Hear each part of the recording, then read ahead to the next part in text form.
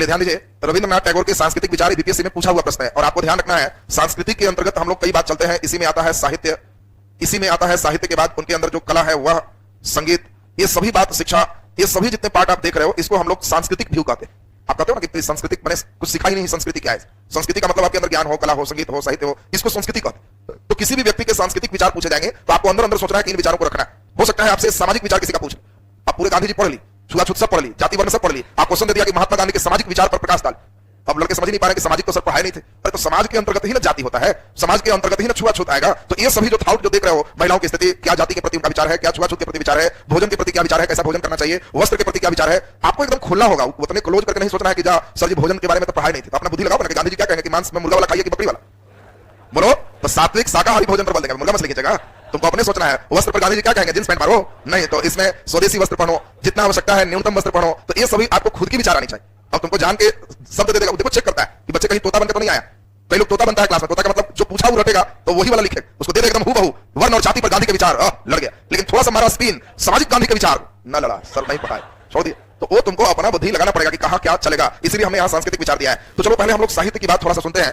देखिए रविंद्रनाथ टैगोर के बारे में कहा जाता है कि रविंद्रनाथ टैगोर साहित्य की जितनी भी विधा है, विधा समझते हो, साहित्य की विधा गद्य विधा है, पद्य विधा है, इसमें साहित्य की विधा है, निबंध है, साहित्य की विधा कहानी है, साहित्य की विधा जो भी इसमें पाठ चल रहे हैं, लेख है, साहित्य की विधा उपन्यास है, ये सब साहित्य की विधा है। विधा का मतलब है स्किल, कला, किधर। जैसे कई लेखक ऐसे होते हैं जो हास्य रस के लेखक होते हैं, तो हास्य रस भी अलग अलग, रस में कैसे रसगुल्ला का रस किस रस में डुबा के निकालेंगे स्वाद वैसा ही लगे। तो कई ऐसे लेखक होते हैं जो हास्य रस वाले हैं, वो जान के ऐसी चाशनी में डुबाते हैं कि हर लाइन से हंसी आती, ये हास्य रस वाले हैं। कुछ ऐसे होते हैं जो वीर रस वाले हैं, एकदम उनका हर लाइन पढ़ के एकदम रूंगटा खड़ा हो रहा है कि बॉर्डर पर हम भी जाएंगे, दुश्मन के सेना को मार के ठीक कर देंगे, तो वीर रस होगी। कई ऐसे हैं जो सुन सुन के लगता है कि बड़ा बढ़िया, कितना सुंदर होगा, कितना बढ़िया होगा, अभी देख ही लेते हैं, उनको दीदार कर ही लेते हैं, तो ये सिंगार रस वाले होते हैं। तो रस अलग अलग तरीके का विधा। कई लेखक ऐसे होंगे जो कहेंगे कि उनकी पत्नी इतनी गोरी थी कि अगर अंधेरे में भी किसी प्रकाश में बैठ जाए, किसी कमरे में बैठ जाए तो वहां प्रकाश की आवश्यकता नहीं रहती थी। तो मतलब ऐसा कोई हो सकता है क्या? नहीं। लेकिन ये सिंगार रस के कवि है, वो अपना सिंगार से सजा रहे हैं कि वो अपना ऐसा सिंगार दे रहे हैं जिससे आप अंदाज लगाते रहिए, ये सिंगार की बात होगी। इसमें हास्य रस वाले कवि थे हरिशंकर प्रसाई। हरिशंकर प्रसाई गणतंत्र दिवस पर उनको हर साल 26 जनवरी को झंडा फहराने में लाल किला बुलाया जाता था, न्योता मिलता था, और हर बार जाते थे। लेकिन इस बार वो कह रहे हैं कि हम नहीं जाएंगे। क्यों? हर बार झंडा फहरता है, प्रधानमंत्री फहराते हैं, सब ठीक होता है, सूर्य नजर नहीं आता। सूर्य की ड्यूटी नहीं है कि भारत की स्वतंत्रता गणतंत्रता का झंडा फहर रहा है तो हम भी हाजिरी लगाएं। तो हम 4 साल से देख रहे हैं, 5वां बार तो हम एकदम नहीं जाएंगे। और उसके बाद वो कह रहा है कि क्यों नहीं सूर्य निकलता है, कांग्रेस के इस समय शासन चल रहा है, तो हम लोगों से पूछे, कांग्रेसी से पूछे कि अच्छा ये बताइए आपके राज्य में झंडोत्तोलन में सूर्य क्यों नहीं निकलता? तो कांग्रेसी वाले कह रहे हैं कि भाई अभी तो देश आजादी हुआ है, कोशिश में हम लगे हुए, कोशिश में लगे हुए। हरिशंकर प्रसाई कहते हैं कि हम उनको कहे कि हम कोई बच्चा नहीं है कि नहीं समझते, आप कोशिश करते तो हर साल सूर्य का एक कोना तो बढ़ना चाहिए था। सूर्य कोई अंतरिक्ष के कोख में है कि आप ऑपरेशन करके कुछ दिन में निकालिएगा। देखिए इनका कमेंट बड़ा बेजोड़ चल रहा है। कह रहा है कि जब जनसंघी भाजपा वाले से जा रहे हैं तो वो कह रहे हैं कि सूर्य हमारी पार्टी में है, हिंदू धर्म में है, सूर्य सेकुलर नहीं है, और इसीलिए वो हमारा जब कभी सरकार बनेगा तब निकलेगा, ये कांग्रेस में नहीं निकलेगा। अगला दल से जा रहे हैं तो कह रहा है कि सूर्य लेडीज प्रधानमंत्री इंदिरा गांधी थी, तू कह रहा है कि सूर्य लेडीज प्रधानमंत्री को झंडे की सलामी लेते नहीं देख सकता, इसीलिए अपना साइड रहता है। जेंट्स प्रधानमंत्री कोई बनेगा तो आए। तो इसमें हर लाइन में आपको क्या लग रहा है? हास्य। तो यही है व्यंग रस, हास्य रस। वो कह रहा है कि झंडा फहर रहा है, बहुत ठंड है, फिर सूर्य नहीं निकला, कोट पहन के गए, और जैसे ही इंदिरा गांधी झंडा फहराती है, रेडियो वाला बोल रहा है कि देखिए झंडोत्तोलन के साथ पूरी तालियां बज रही है। तो वो कह रहे हैं कि हम दाएं बाएं देख रहे हैं, कोई ताली नहीं मार रहा, सब कोट के अंदर हाथ डाले हुए, ठंडा बहुत ज्यादा, लेकिन ताली की आवाज आ रही है। और यह आवाज कहां से आ रही है? दूर में वही लोग बैठ के ताली बजा रहे हैं जिनको हाथ गर्म करने के लिए कोट नहीं। देखो ये एक व्यंग है, ये एक व्यंग है कि अमीर आदमी चुपचाप रहेगा, कोई आजादी का जश्न नहीं मनाता, जश्न गरीब मनाते हैं। जिनको हाथ गर्म करने के लिए कोट नहीं है उन्हें गणतंत्र की ताली मिल रही, और फिर कह रहे हैं यह क्या, इंदिरा गांधी भाषण दे रही है और कह रही है कि हम गरीबी मिटा देंगे। हमें चिंता हो रही है कि मिटा दोगे तो ताली कौन लगाएगा? बड़ा देखिए बात समझ लो। तो ये विधा आप समझ गए होंगे कि लेखक की कैसे विधाएं होती है। विधाएं मतलब लेखक के अपनी बातों से आपको जैसा चाहेगा उधर रिचार्ज करेगा। हमारे रविंद्र बाबू, अब देखो कोई लेखक में एक ही विधा होती है, या तो गद्य विधा लिखते हैं, या पद्य विधा लिखते हैं, या उपन्यास लिखते हैं, या कहानी लिखते हैं, इस तरह की विधाएं लिखते हैं। रविंद्रनाथ टैगोर की विधाएं इतनी है कि शायद ही कोई ऐसी विधा हो जो उनके लेखनी से अंश हुआ। वो अपनी लेखनी के माध्यम से हर विधा में अपनी उत्कृष्टता को प्रदर्शित किया है। तो समझ रहे होंगे कितने अच्छे लेवल के लेखक रहे होंगे। इन्हें एक विश्व में पूरी ख्याति कब मिलती है? जब इनके एक प्रसिद्ध रचना गीतांजलि को एशिया महादेश के प्रथम व्यक्ति के रूप में रविंद्रनाथ टैगोर को नोबेल पुरस्कार साहित्य के क्षेत्र में दिया जाता है। तो सोचो एशिया महादेश में अब तक साहित्य का किसी को नोबेल प्राइज नहीं मिला, रविंद्रनाथ टैगोर को मिला। वो भी कब? रविंद्रनाथ टैगोर उस जमाने में लोग जब इंटरनेशनल लैंग्वेज या राष्ट्रीय भाषा हिंदी या इंग्लिश में लिख रहे थे, तो रविंद्रनाथ टैगोर क्षेत्रीय भाषा को प्रश्रय दे रहे थे, ये बांग्ला भाषा में अपने साहित्य लिख रहे थे। अब देखिए रविंद्रनाथ टैगोर की जो रचनाएं हैं बांग्ला भाषा में, लेकिन चूंकि लंदन में पढ़े तो इनकी एक खासियत होती थी, बांग्ला भाषा में ही रचित करते थे और बाद में इसको इंग्लिश अनुवाद करते थे। इंग्लिश अनुवाद के कारण इनकी रचना को विश्व व्यापकता प्रदान होता था, वर्ल्ड में कहीं भी इंग्लिश वाला चलने लगता था। उस समय इंग्लिश के लेखक कम थे, तो रचना मूल भाषा मातृभाषा में करते थे और फिर उसका इंग्लिश अनुवाद करते थे। और उसी क्रम में इनकी जितनी कविताएं थी उन कविताओं का संकलन इन्होंने एक पुस्तक में किया, जिस पुस्तक का नाम था गीतांजलि। गीतांजलि एक पुस्तक है जो इनकी कविताओं का संग्रह है, और कविता का मतलब गद्य विधा है कि पद्य विधा, और पद्य विधा में कविताओं का जो इनका संकलन है, इनकी कविताएं अद्भुत होती थी। रविंद्रनाथ टैगोर की चित्रकारी सुनकर आपको हंसी लगेगी, कला में चित्रकला भी बड़ा बेजोड़। आपको कोई कहेगा कि चित्र बनाई तो तुम नाक मुंह हाथ कान ये सब बनाओगे, ये आदमी घोड़ा जानवर का चित्र ही नहीं बनाते थे। 60 साल के हुए तभी फॉर्म धर के हमको चित्रकारी सीखना। 60 के बाद लोग रिटायर होने का सोचता है कि अब हमारा उम्र सीखने का नहीं है, खत्म हो। और ये कहते थे 60 तब पाठा, 60 हुए तो अभी ओरिजिनल पाठे तैयार हुए, अब तो मेन हमको काम ही करना। अब सोचो 60 साल में सीखना शुरू की और इतना बढ़िया चित्रकारी सीख गए कि किसी स्कूल का डुप्लीकेट नहीं की। चित्रकारी में, डांसिंग में स्कूल चलता है, स्कूल में टीचर जैसे सिखाए बच्चे वैसे ही करते हैं। तो ये स्कूलिंग होता है आर्ट। रविंद्र बाबू का अपना आर्ट है, टीचर से सीखे कुछ, वो बनाए कुछ, कोई स्कूल की कॉपी नहीं। टीचर में नाक का नाक मुंह आदमी जानवर बनाते ही नहीं थे, क्या बनाते थे? तो प्रकृति प्रेमी थे। इनके गीतांजलि में भी मानवतावाद और प्रकृतिवाद का उल्लेख, प्रकृति कितनी सुंदरता दी है, अभी सूर्य का ही चित्र बना रहे। तो इनके चित्र कल्पनात्मक होते थे। कल्पना करो, एक सूर्य ये बनाए हैं तो इसमें कलर जो भर रहे हैं वो कलर बता रहा है कि यह सूर्योदय का टाइम है कि दोपहर का टाइम है कि सूर्यास्त का समय है, सूर्य क्या बोल रहा है, इसके किरण क्या संदेश दे रहे हैं। ये चित्र में सब रहस्यमयी चित्र। जैसे आजकल मॉडर्न आर्ट एक व्यक्ति बनाया, एक व्यक्ति कहा कि हम बहुत बड़ा चित्रकार हैं, बोर्ड लिया, पेंटिंग ब्रश लिया, 2 घंटा ऐसे ऊपर ऊपर किया और कहा कि बहुत बेजोड़ चित्र बना दी। अगला ने पूछा क्या बनाया भाई, तो कहा कि घोड़ा घास खा रहा है, इस चित्र में घोड़ा घास खा रहा है। तो अगला ने पूछा तो घास कहां है, तो कहा दिमाग नहीं है, घोड़ा खा गया। तो कहा कि तो ठीक है भाई, घोड़ा कहां है, तो कहा कि जब खा ही लिया तो इसमें क्या करेगा, चला गया। बात समझो। तो अब मॉडर्न आर्ट जो आप देख रहे हो, रविंद्र बाबू का भी उसी तरह का एक चित्र जो देख रहे हो, इसमें रहस्य है, इसमें अपने से समझना है, प्रतीक है, और इस तरह की चित्रकारी इनकी है। इनके जो मेन रचना है, एक गीतांजलि का अवश्य नाम लोगे, इसमें बाद दूसरी रविंद्रनाथ टैगोर की एक बहुत अच्छी रचना है, इसका भी नाम अवश्य लिखना होगा। वह रचना है गोरा। गोरा पुस्तक भी रविंद्रनाथ टैगोर का ही लिखा हुआ पुस्तक है और इसकी भी चर्चा जरूर करना है जब साहित्य की बात इनका चलेगा तब। गोरा पुस्तक में क्या है, इन्होंने विदेशी और देसी संस्कृति दोनों को अपने साहित्य में स्थान दिया। इनकी रचना अद्भुत है। कई लोग खाली देसी लिखता था, कई लोग खाली विदेशी लिखता था, ये दोनों को हाइब्रिड चलाए थे। देसी संस्कृति, विदेशी संस्कृति, उसके व्यक्ति का मनोभाव, व्यक्ति अंदर से किस प्रकार का होता है, ये पूरा चित्रण गोरा में किए। गोरा में एक जस्ट कहानी है, एक मिनट आपको कहानी कर दें। उन्होंने लिखने का क्या प्रयास किया, वो कहे कि एक अंग्रेज दंपति है, हस्बैंड वाइफ, और अंग्रेज दंपति जो हस्बैंड वाइफ है वो संतान को जैसे ही जन्म देता है उसी समय उसकी माता, बच्चे के जो माता है उनका देहांत हो जाता है और माता के मृत्यु को देख पिता को भी चिंता में उसी समय मृत्यु हो जाती। बच्चे का जिस समय जन्म हुआ, अंग्रेज जो हस्बैंड वाइफ थे दोनों मर गए। बगल पड़ोस में एक भारतीय दंपति रहते थे, इंडियन, और इन लोगों का कोई संतान नहीं था। अब ये अंग्रेज को कौन कहां का है, क्या है, किसी को मालूम ही नहीं था। तो इस दंपति ने यह देखा कि शायद ईश्वर हमारे लिए ही तोहफा भेजे हैं, क्योंकि दोनों डेथ कर गया है, इस बच्चे का पालन पोषण कौन करेगा, और इसलिए भारतीय दंपति ने इस बच्चे का अपना गोद ले लिया। अब रविंद्रनाथ टैगोर कहते हैं कि यह भारतीय कल्चर में पला बढ़ा, धीरे धीरे बड़ा होने लगा। जब ये बड़ा होने लगा तो माता पिता से बार बार एक ही क्वेश्चन पूछता था। क्यों? क्वेश्चन आंसर समझ गए होगे। क्वेश्चन पूछे कि आप लोग अलग हैं और हम कैसा है, गोरा है। देखो यहीं से किताब शुरू हो रहा है।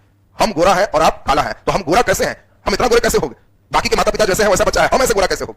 उसके माता पिता बचपन कांड है, उसको समझाते हैं कि सब भगवान का ये सब लीला है, तुम गोरा हुए हो और यही भगवान है, हमारे नाम है, कृष्ण है, इनको गोड़ लगो, इनकी कृपा है। पूरे वो भारतीय संस्कृति को ये बच्चा मानता है और हिंदू धर्म को स्वीकार करता है। वो हिंदू देवी देवताओं की भी खूब पूजा करना शुरू करता है। परंतु जब वह बच्चा कुछ और बड़ा हो जाता है, जब उसके अंदर विवेक शक्ति बढ़ जाती है, तब उसे मालूम चल जाता है कि हम एक अंग्रेज दंपति के संतान है और हमारे माता पिता हिंदू नहीं थे, ईसाई थे, और ये व्यक्ति उनके मरने के बाद हमको पालन पोषण कर रहा है। और तब रविंद्रनाथ टैगोर कहते हैं कि इस जानकारी के बाद इस बच्चे के अंदर एक व्यवहारिक जो परिवर्तन हुआ, किस प्रकार वो धीरे धीरे फिर हिंदू धर्म को छोड़ के ईसाइयत की ओर चल दिया, इस परिवर्तन को उन्होंने अपने पुस्तक में स्थान दिया। देखो उनकी रचना एक अद्भुत रचना, वो मानवतावाद, प्रकृतिवाद, वे किस तरह से एक मध्य वर्ग का जीवन है, मध्य वर्ग के जीवन को कैसे उठाया जा सकता है, इन सभी चीजों को अपनी रचनाओं में विशेष स्थान दिया। और अगर कहा जाए कि हर व्यक्ति के पास सब कला नहीं होता है, हो सकता है तुम पढ़ने में तेज हो तो भगवान गला से तुमको डाउन कर देंगे। कोई कितना हुएगा कि गाओ, कहोगे ये वाला है ही नहीं, डांस करो, कहोगे कि ना गोर हाथ मुश्किल से पकड़ोगे तो थोड़ा बहुत हिला लेंगे तो खड़ा रहेंगे। कई लोग का होगा ये वाला खूब है, डांस जबरदस्त मारेंगे, गला खूब है, लेकिन इधर तो कहोगे बैटरी डाउन है। सब नहीं चलता। अब हो सकता है पढ़ने में तेज, डांसिंग में तेज, तो ये वाला, अब संगीत भी तेज है, लेकिन चित्रकला कहा जाए तो मालूम चला कि ये वाला बैटरी डाउन।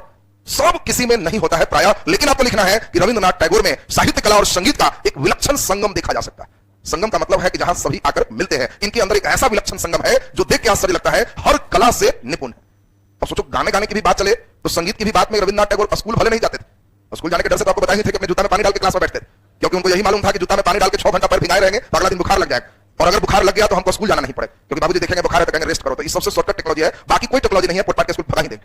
तो इसीलिए सोचो स्कूल जाए भी तो जूता भिंगा भिंगा के दिन भर बैठे सोच के कि बा मजा आ जाएगा, कल बुखार आ जाए। सोचो ऐसे व्यक्ति रविंद्रनाथ टैगोर घर में ही रह के अपने खुद गाते रहते, और इतना बढ़िया गाते कि इनके पिता रविंद्रनाथ टैगोर ने रविंद्रनाथ टैगोर को बंग देश की बुलबुल कहा। बंग देश की बुलबुल, बंग देश की बुलबुल। अब समझ सकते हो कि अब हाँ, एक बच्चे ने पूछा था कि सर सरोजिनी नायडू को बुलबुल कहते हैं, तो भारत की बुलबुल है और ये बंगाल के बुलबुल है। बंग देश के बुलबुल रविंद्रनाथ टैगोर ही। अब सोचिए इतनी बढ़िया इनके गला भी है, चित्रकारी भी है, इतनी बढ़िया साहित्य कविता करते हैं, इतनी बढ़िया गान बैठाते हैं कि वर्ल्ड में शायद कोई व्यक्ति होगा जिनके द्वारा रचित उनका राष्ट्रगान किसी 2 देश का राष्ट्रगान बना। सोचो बांग्लादेश का जो राष्ट्रगान है अमार सोनार बांग्ला, इन्होंने ही रचना किया, और भारत का भी जो राष्ट्रगान है जनगण मन, इन्होंने ही रचना किया। तो वर्ल्ड में शायद ऐसा कोई व्यक्ति होगा जो 2 देश के राष्ट्रगान का रचना किया। कोई व्यक्ति होगा तो एक देश का रचना करेगा, एक देश में हो गया तो दूसरा एक्सेप्ट नहीं करेगा कि उस देश का है। और सोचो बांग्लादेश में मुस्लिम है और उन लोग इनके द्वारा रचित राष्ट्रगान को कहते हैं कि यही टॉप है, हमारा राष्ट्रगान यही हो। तो आपको कहना है कि इस प्रकार जो गुरुदेव रविंद्रनाथ टैगोर हैं, इनके लेखनी में सब साहित्य की बात है तो थोड़ा वीर रस जैसा चढ़ा देना होगा। गांधी जी भी इनको गुरुदेव कहते थे, इनका टाइटल ही। तो आपको कहना है कि इस प्रकार गुरुदेव रविंद्रनाथ टैगोर में विश्व कवि बनने की क्षमता थी, साधारण क्षमता नहीं। ये इंडिया के कवि मत सोचिए, वर्ल्ड का कवि, विश्व कवि, विश्व गुरु, ऐसे व्यक्ति एकदम धरोहर रहे हमारे भारत के। तो रविंद्रनाथ टैगोर के बारे में अब धीरे धीरे हम लोग कुछ साहित्य पर लिखेंगे, फिर कला संगीत और शिक्षा पर बढ़ते चले जाएंगे। तो आप एक स्टेप इनका समझ गए। तब अब देखिए इसके बाद इनका पढ़ना क्या होगा, भारतीय राष्ट्रीय आंदोलन में रविंद्रनाथ टैगोर की भूमिका, और तब गांधी और टैगोर का हम लोग कंपेरिजन पढ़ेंगे। मानवतावाद एक पक्ष इनका पढ़ेंगे, क्योंकि रविंद्रनाथ टैगोर का तो मेन यही चीज है, मानवतावाद। मानवतावाद का मतलब पूरे वर्ल्ड के जो मानव है हम उसके लिए मेन सिंपैथी रखें। हमने बार बार बताया कि इनकी रचना में भी मानवतावाद पर बल दिया। उधर जब राष्ट्रवाद भी पढ़ा रहे थे तो आपको कहा कि इनकी मानवतावाद पर बल दिया गया, याद आ रहा है सबको? तो इनकी मानवतावाद क्या है? अपने परिवार वाले मानव पर ध्यान देना, राज्य वाले मानव पर ध्यान देना, कि देश वाले मानव पर ध्यान देना, कि पूरे पृथ्वी के मानव पर ध्यान देना।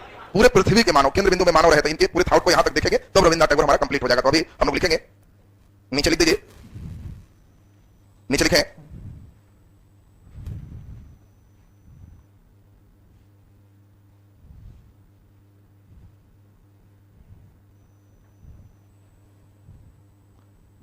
नीचे लिखिए रविंद्रनाथ टैगोर, रविंद्रनाथ टैगोर, रविंद्रनाथ टैगोर में साहित्य कला और संगीत, में साहित्य कला और संगीत, साहित्य कला और संगीत का विलक्षण संगम था।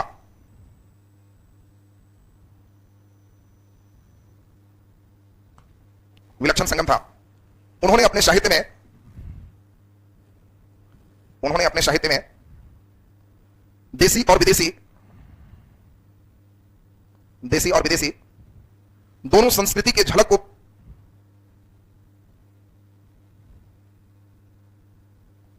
दोनों संस्कृति की झलक को परिलक्षित किया, दोनों संस्कृति की झलक को परिलक्षित किया।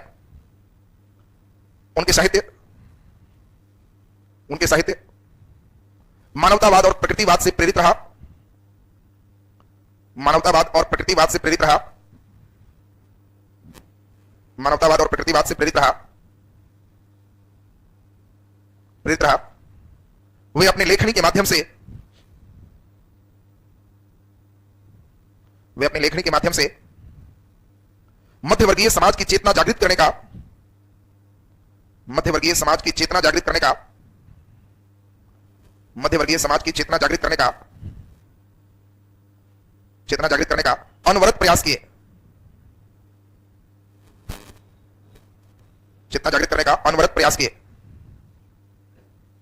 चलिए पैराग्राफ चेंज कर देंगे, साहित्य का स्थित। ये बात समझ में आई सबको? आपको स्थित देना है कि रविंद्रनाथ टैगोर में साहित्य कला और संगीत जो देख रहे हैं ये पूरे का एक विलक्षण संगम इनके अंतर्गत नहीं था। इनकी जो साहित्य है ये प्रकृतिवाद और मानवतावाद से प्रेरित रहा है और इन्होंने भरपूर कोशिश किया है कि साहित्य के माध्यम से मध्यवर्गीय समाज की जो चेतना है उसको हम जगाएं। बोलो, ये बात क्लियर है सबका? अब मेन चीज चलेंगे कि रविंद्रनाथ टैगोर को वैश्विक पहचान कैसे मिली। तो जल्दी बताओ, रविंद्रनाथ टैगोर की रचनाएं, उनकी मातृभाषा बांग्ला मेरा, परंतु वे रचनाओं को अंग्रेजी अनुवाद भी किए जिससे इनकी रचनाएं वैश्विक रूप में पूरे प्रसिद्ध हुए, विख्यात हुए। और इनकी मूल वैश्विक पहचान कब हुई? जब उन्हें 1913 में इनकी रचना गीतांजलि के लिए इन्हें नोबेल पुरस्कार के रूप में सम्मानित किया गया। गीतांजलि पुस्तक में इनकी सभी कविताओं का संग्रह किया गया है। इनकी दूसरी प्रमुख रचना गोरा है। गोरा में भी भारतीय और विदेशी संस्कृति का एक अनोखा संगम देखा जा सकता है, जहां एक बच्चे को अज्ञानतावश जब वह भारतीय दंपत्ति पाल रहे थे तो वह भारतीय संस्कृति को अपनाता है और बाद में जब वह अपने पूर्वजों की संस्कृति को जानता है तो पुनः ब्रिटिश संस्कृति को अपनाता है। इसके मनोदशा का एक उत्तम उन्होंने लेखनी से इसको प्रस्तुत किया। बोलो, गोरा के भी बारे में लिखा जाएगा, तो हम लोग पहले इस लाइन में इन दोनों बात को लिखेंगे। तो नीचे लिखिए, पैराग्राफ चेंज करके लिख दीजिए रविंद्रनाथ टैगोर। ऊपर में लगता है रविंद्रनाथ टैगोर ही दे दिए थे, मैं तो फिर उसको काटो। एक ही चीज से दोनों शुरू नहीं हो, जैसे रविंद्रनाथ टैगोर ऊपर भी फिर नीचे भी फिर चेंज तो वैसा नहीं करना है, ठीक है ना? एक में रविंद्रनाथ टैगोर है तो इसमें कट जाएगा। चलिए अब इसमें पैराग्राफ चेंज करके लिख दीजिए, लिखिए जहां एक और लेखकों ने राष्ट्रभाषा में साहित्य लिखे जाने में अभिरुचि दिखा रहे थे, साहित्य लिखे जाने में अभिरुचि दिखा रहे थे, साहित्य लिखे जाने में अभिरुचि दिखा रहे थे, तो वहीं दूसरी ओर रविंद्रनाथ टैगोर ने, तो टैगोर जी को लाए दो लाइन बात खींच ली, मोर्चा थोड़ा दूसरा ले लिए। वहीं दूसरी ओर रविंद्रनाथ टैगोर ने साहित्य लेखन में अपनी मातृभाषा बांग्ला को प्राथमिकता प्रदान किए, बांग्ला को प्राथमिकता प्रदान किए, बांग्ला को प्राथमिकता प्रदान किए, बांग्ला को प्राथमिकता प्रदान किए। उन्होंने रचनाओं का अंग्रेजी अनुवाद भी किया, उन्होंने रचनाओं का अंग्रेजी अनुवाद भी किया जिससे इनकी रचना वैश्विक स्वरूप को प्राप्त किया, जिससे इनकी रचना वैश्विक स्वरूप को प्राप्त किया, वैश्विक स्वरूप को प्राप्त किया। इन्हें वैश्विक स्तर पर ख्याति, इन्हें वैश्विक स्तर पर ख्याति कब प्राप्त हुई? वैश्विक स्तर के रूप में ख्याति तब प्राप्त हुई जब साहित्य के क्षेत्र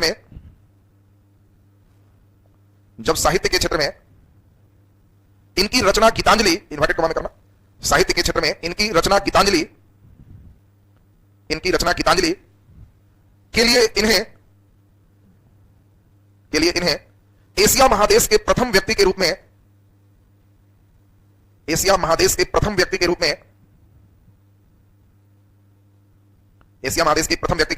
प्रतिष्ठित नोबेल पुरस्कार से सम्मानित किया गया। प्रतिष्ठित नोबेल पुरस्कार से सम्मानित किया गया।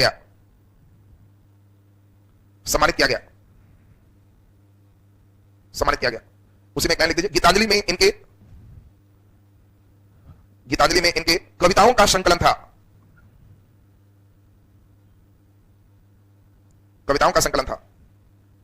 पैराग्राफ चेंज करके थोड़ा गोरा के बारे में लिख देंगे, फिर सब विधा के बारे में इनकी जानकारी दे देंगे। बताओ रविंद्रनाथ टैगोर किस विधा में रचना करते थे?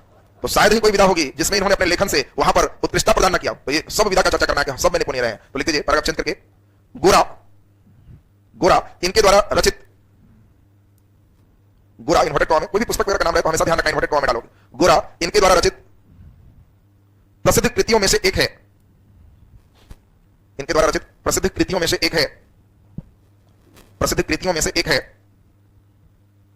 प्रसिद्ध कृतियों में से एक है। इस पुस्तक के माध्यम से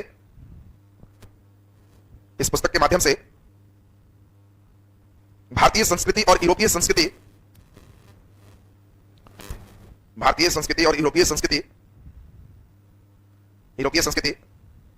के सम्मिश्रण को दर्शाया गया है।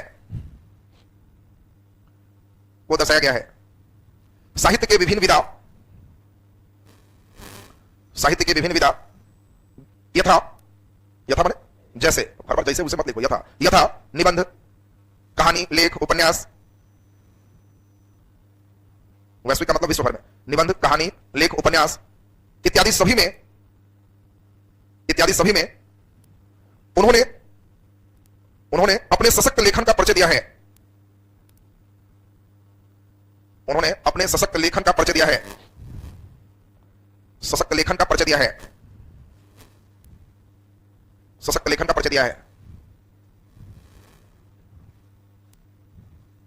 उनकी रचना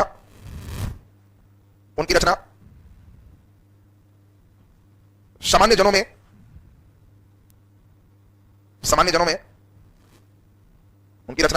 में जन चेतना जागृत करने,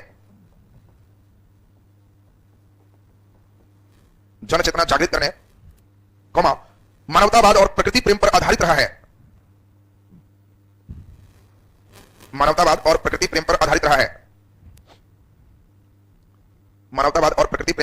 है। चलिए अब साहित्य के बाद थोड़ा कला, संगीत, शिक्षा, ये सब हम लोग अगले दिन भी इसको कंटिन्यू करेंगे। कल भी वही करते हैं, पहला घंटे टीआई देख लेंगे, तो उधर आपका परसेंटेज पाई डायग्राम का बेसिक हो जाएगा और कल रविंद्र बाबू का ये सांस्कृतिक कल्चर आपका पूरा कंप्लीट हो जाएगा। यहां तक क्लियर है ना सबका? तो चलिए कल हम लोग फिर पुनः आगे का क्लास इसमें करेंगे। क्लास तो आप लोग